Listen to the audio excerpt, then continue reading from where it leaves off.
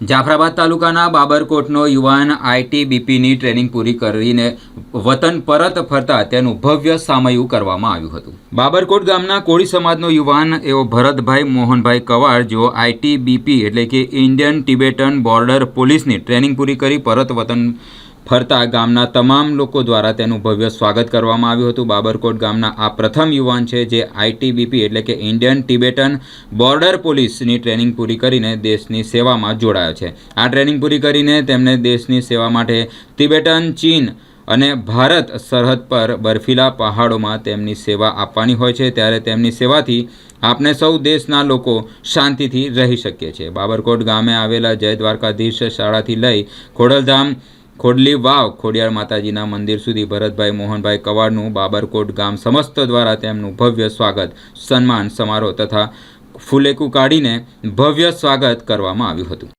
આજે બાબરકોટ ગામનું ગૌરવ એવા ભરતભાઈ મોહનભાઈ કવાડ કે જેઓ આઈટીબીપીની ટ્રેનિંગ પૂરી કરીને બાબરકોટ ગામે પરત પધારેલ છે, ત્યારે તેનું સમસ્ત બાબરકોટ ગ્રામજનો દ્વારા ભવ્ય સ્વાગત કરવામાં આવેલું છે।